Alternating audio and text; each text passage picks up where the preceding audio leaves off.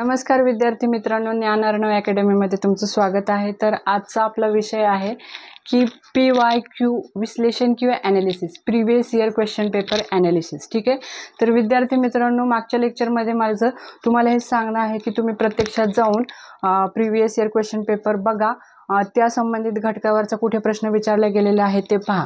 तर बघा, तर मी तुम्हाला आज हे जरा सोपं केलेलं आहे या लेक्चरच्या माध्यमातून। 2023ला कंबाईनच्या पूर्व परीक्षेला कुठले प्रश्न विचारले गेलेले आहेत ते इथे लिहिलेलं आहे।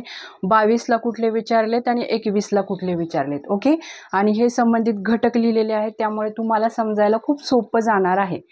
ठीक आहे, तर बघा की प्रश्न काय आहे की 2023चा कंबाईनचा पूर्व परीक्षेचा पेपर जर आपण उघडून पाहिला तर त्याच्यावरचा पहिला प्रश्न हा नारायण मेघाजी लोखंडे यांच्यावरती आहे।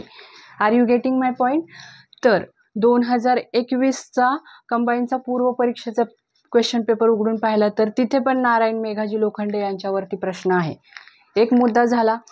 तर बघा, बॉम्बे मिल हॅड असोसिएशन ही नारायण मेघाजी लोखंडे यांनी स्थापन केलेली संघटना आहे। पूर्वी फक्त त्याचं साल विचारायचे किंवा मग त्या संघटनेचं नाव विचारायचे। आता काय करतात की ती संघटना स्थापन करत असताना कोणती सहकारी होते, त्यांचे मित्रमंडळी कोणते होते, त्यांची नावं विचारतात। ओके, तर बघा, दोन्ही वर्ष हा प्रश्न विचारला गेलेला आहे। Are you getting my point? त्यानंतर पुढे 1857च्या उठावासंदर्भात आहे 2023चा प्रश्न, आणि याच्यामध्ये इंग्रज काय म्हणाले, म्हणजे 1857चा उठाव हा इंग्रजांसाठी खरंच खूप मोठा फटका होता। 1857च्या उठावामध्ये जनता अशी पिसाळून निघालेली, यांना हाकलूनच द्यायचं। ते काही लोकांनी विश्वासघात केल्यामुळे, दगाबाजी केल्यामुळे तो उठाव अनसक्सेसफुल ठरला। तर बघा, इंग्रजी या संदर्भात काय म्हणतात की कोण सामील झालं असतं तर उठाव सक्सेसफुल ठरला असता, किंवा कोण असतं तर उठाव यशस्वी झाला असता किंवा नसता। याच्यामध्ये इंग्रजांचं या संदर्भात काय मत आहे ते विचारलाय प्रश्न। Are you getting my point? Next बघा, त्याच्यानंतर संथाळांचा उठाव, 2022च्या प्रश्नपत्रिकेमध्ये संथाळांचा उठाव विचारलेला आहे। त्याच्यानंतर इथे बघा, 2021च्या क्वेश्चन पेपरमध्ये 1857च्या उठावावर पुन्हा एकदा प्रश्न आहे। याच्यावरून आपल्याला उघड लक्षात येते की मागील वर्षाच्या क्वेश्चन पेपरचं जर आपण ॲनालिसिस केलं तर ते आपल्यासाठी खरंच महत्त्वपूर्ण ठरतं, म्हणजे आपली दिशा कुठे चुकत नाही। बरं, मला तुम्हाला सांगायचं आहे काय की दिशा चुकायला नाही पाहिजे।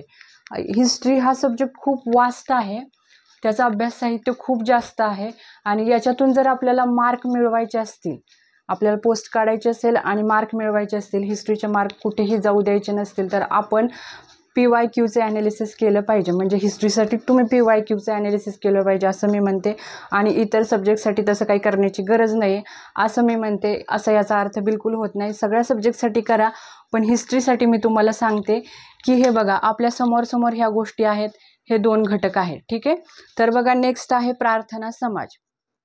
आता प्रार्थना समाज त्यावेळेच्या काळामध्ये एक झाला, प्रार्थना समाज होता, ब्राह्मो समाज होता, आर्य समाज होता, परमहंस समाज होता। असे 4 ते 5 समाज आहेत जे अगदी बोटावर मोजण्यासारखे आहेत बरं का, आणि त्याच्यातली त्यात आयोगाचा प्रार्थना समाज हा खूप लाडका आहे। ओके, लक्षात येते? आता प्रार्थना समाज इथे बघितला आपण, इथे बघा, इथे नाहीये। 2020च्या आता इथं जागेअभावी मी तुम्हाला लिहिलेलं नाही, पण 2020च्या प्रश्नपत्रिकेमध्ये प्रार्थना समाजावर प्रश्न आहे। ओके, हिंदू महासभा हा घटक थोडासा वेगळा, यावर काही रिपीट झालेलं नाहीये।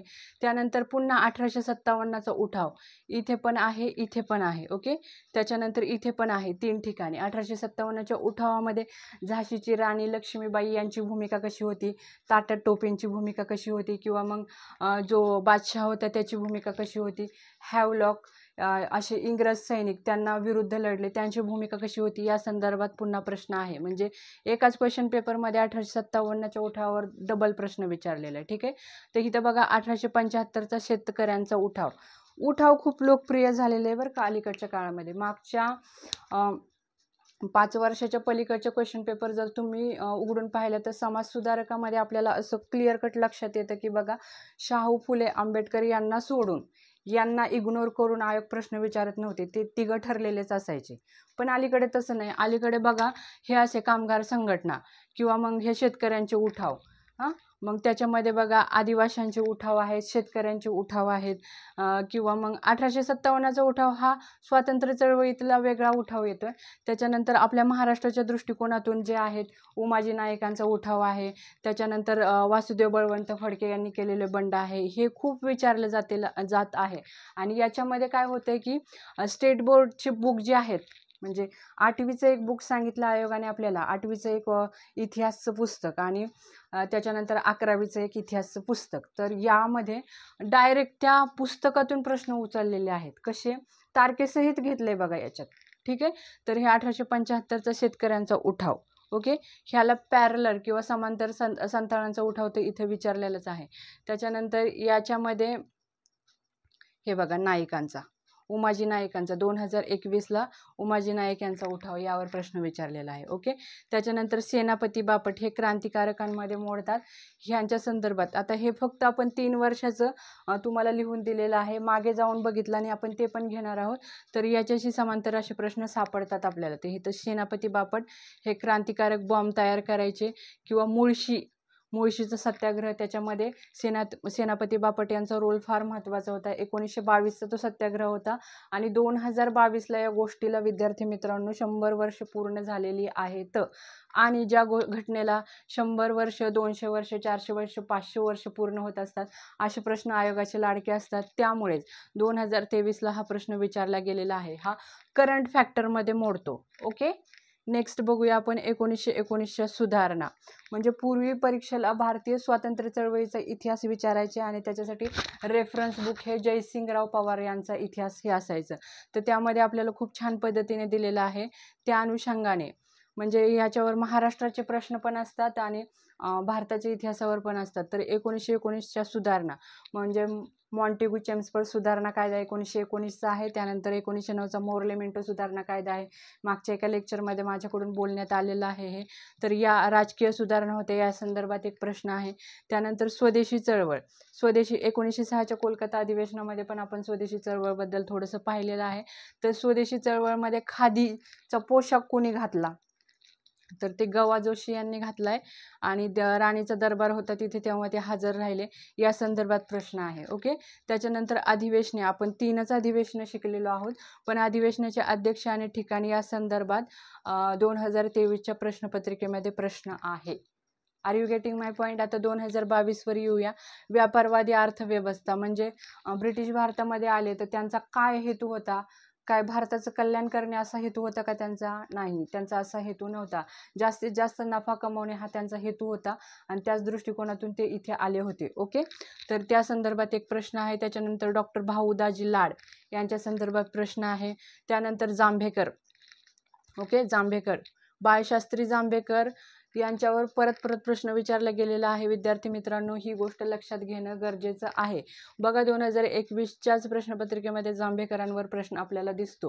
ओके, त्याच्यानंतर ॲनी बेझंट. आत्ता तुम्हाला एक गोष्ट मला तुम्हाला सांगायची काय की अलीकडच्या क्वेश्चन पेपर आपण उघडून पाहिल्यानंतर आपल्याला हा मुद्दा लगेच लक्षात येतो. म्हणजे ही गोष्ट लक्षात यायला अजिबात आपल्याला वेळ लागत नाही. ती गोष्ट म्हणजे कोण? की स्त्रियांवर प्रश्न विचारता आयोग. पुन्हा स्त्रियांवर प्रश्न विचारते. मग स्त्रिया खूप अशा बोटावर मोजण्या इतक्या आहेत. कोणत्या त्या? की पंडिता रमाबाई आहे, रमाबाई रानडे एक आहेत, त्याच्यानंतर ताराबाई शिंदे एक आहेत, त्याच्यानंतर जनाक्का शिंदे एक आहेत, आणि टिळकांच्या बरोबर पॅरलल म्हणजे ॲनी बेझंट एक आहेत. ती भारतीय स्वातंत्र्य चळवळीच्या इतिहासातल्या, त्या आपल्या इकडच्या नाही, त्या आयरिश आहेत. ओके, आयर्लंडच्या नागरिक आहेत त्या. आणि त्या म्हणजे अशा एक तो 5 ते 6 स्त्रिया आहेत आणि त्या खरंच खूप महत्त्वाच्या ठरतात. कारण अलीकडच्या क्वेश्चन पेपरमध्ये उघडून पाहिल्यानंतर आपल्याला लगेच लक्षात येते की बाबा या स्त्रियांवर परत प्रश्न विचारला गेलेला आहे. म्हणजे आपलं परम कर्तव्य काय आहे की स्त्रिया ज्या आहेत ना, त्या आधी त्यांच्याबद्दल जो काही डेटा आहे तो गोळा करायचा, तो पाठ करून टाकायचा, आपले 1-2 मार्क फिक्स करायचे. ओके, त्यानंतर बघा जांभेकरांवर प्रश्न पाहिला आपण. ॲनी बेझंट आहेत. ॲनी बेझंटचं विष 19 अशा प्रश्नपत्रिकेमध्ये आहे, ते मी तुम्हाला नेक्स्ट लेक्चरमध्ये सांगेल. त्याच्यानंतर संथाळांचा उठावामध्ये आपलं हे रिपीट झालं आहे. त्यानंतर वृत्तपत्रे, इतिहासामध्ये वृत्तपत्रेला ऑप्शन नाही. वृत्तपत्रे, न्यूजपेपर जे कोणी काढलेले आहेत त्याला दुसरा ऑप्शन नाही आहे, त्यावर प्रश्न आयोग म्हणजे विचारतात. तर बघा 2022मध्ये आगरकरांची वृत्तपत्रासंदर्भात त्यांनी प्रश्न विचारलेला आहे. त्याच्यानंतर दादाभाई नौरोजींची पण वृत्तपत्रे विचारलेली आहेत. दादाभाई नौरोजींच्या बाबतीत पण आयोगाने परत प्रश्न विचारलेला आहे. तर बघा इथे दादाभाई नौरोजी यांच्याबद्दल विचारलेलं आहे. त्याच्यानंतर इथे पण 2021मध्ये पण दादाभाई नौरोजींच्या संदर्भात एक प्रश्न आहे. ओके. त्यानंतर नेक्स्ट आहे सांप्रदायिकता. आता मी तुम्हाला इथे लिहिलंय की ग्रोवरचं बुक बघा याच्या संदर्भात. तुम्हाला मला ही गोष्ट सांगायला आवडेल की ग्रोवर सरांचं पुस्तक ना इतकं जाड आहे, पण आपल्याला त्याच्यामधून घ्यायचं काय फार महत्त्वाच्या गोष्टी आणि अगदी थोड्याशा एक 10-12 पानं वाचले आपण तरी आपलं काम होऊ शकतं. कसं ते बघा, गव्हर्नर एक आहेत, मग पर्सनली गव्हर्नरवर प्रश्न विचारलेला आहे, लिटनवर विचारलेला आहे, कर्झनवर विचारलेला आहे, त्याच्यानंतर माउंटबॅटनवर विचारलेले आहे. असे पर्सनली गव्हर्नरचं ते त्यांची बायोग्राफी विचारलेली आहे एक प्रकारे. तर ते तुम्ही फक्त म्हणजे समजा कर्झन घेतला तर त्याचं 1.5 पान वाचायचं आहे आपल्याला.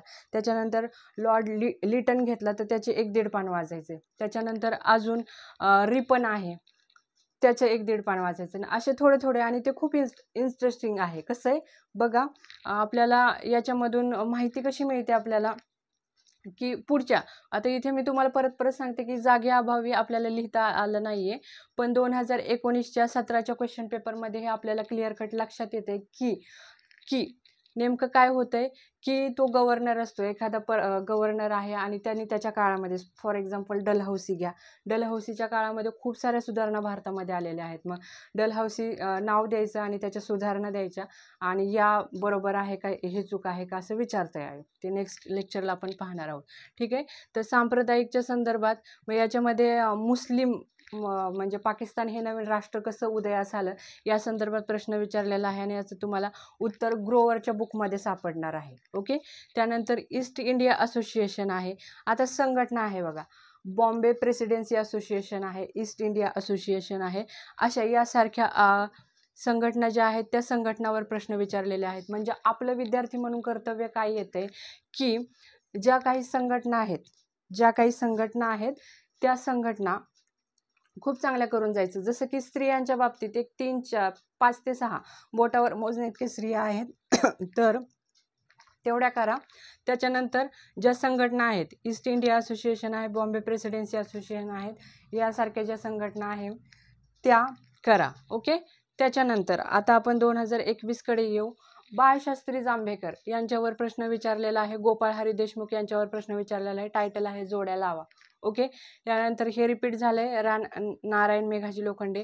ठीक आहे. मी तुम्हाला सांगत होते विद्यार्थी मित्रांनो की पंडिता रमाबाई यांच्यावर प्रश्न विचारलेला आहे. इथे पंडिता रमाबाई स्त्रियांमध्ये महत्त्वाचं आहे, ते कर्ण भाग आहे. त्याच्यानंतर पुढे रमाबाई रानडे, जनाका शिंदे, ताराबाई शिंदे यांच्यावर पण प्रश्न विचारलेले आहेत, हे जोड्या लावामध्ये आहेत. त्याच्यानंतर परमहंस सभा, ज्यावेळेला आपण प्रार्थना समाज बघतो त्याच्या समांतर आहे परमहंस सभा किंवा आर्य सभा किंवा आर्य समाज, असं हे एक बघायचं आहे आपल्याला. त्याच्यानंतर जोड्या लावामध्ये गांधी. त्याच्यानंतर इथे परत बघा नारायण मेघाजी लोखंडे. इथे आजकाल आयोगाचा हा लाडका प्रश्न झालेला आहे. म्हणजे आपण अगदी शुअर खात्रीने नाही सांगू शकत की 2024ला पण येणारच आहे, पण शक्यता पण नाकारता येत नाही ना, त्यामुळे या गोष्टीचं भान असायला पाहिजे आपल्याला. तर ठीक आहे. इथे पण गांधीजी विचारले, नारायण मेघाजी लोखंडे, वाडिया, लाला लजपतराय यांच्या संदर्भात जोड्या लावायला प्रश्न विचारलेला आहे. दादाभाई नौरोजी यांच्याबद्दल बऱ्याचदा विचारून झालेला आहे. त्याच्यानंतर उठावाच्या संदर्भात आपण बघतोय शेतकऱ्यांचा उठाव आहे, संथाळांचा उठाव आहे, नाईकाचा उठाव आहे. उठाव विचारलंच गेलेलं आहे. त्याच्यानंतर 1857च्या उठावावर पण प्रश्न विचारले गेलेले आहेत. 1857च्या उठावावर पण प्रश्न विचारले गेलेले आहेत. कसं ते बघा. आता मला वाटतं माझा हा व्हिडिओ तुम्हाला प्रश्नपत्रिकेच्या ॲनालिसिससाठी फार महत्त्वपूर्ण ठरणार आहे. विद्यार्थी मित्रांनो, या सगळ्या घटकावर जाऊन तुम्ही अभ्यास करा आणि प्रिव्हियस इयर क्वेश्चन पेपरचे सॉल्व करा. म्हणजे आणि या दृष्टिकोनातून म्हणजे आता तुम्हाला घटक काय आहे ते लक्षात आल्यानंतर अभ्यास करणं सोपं होतं. आजच्या पुरतं एवढंच, थांबूया. ओके.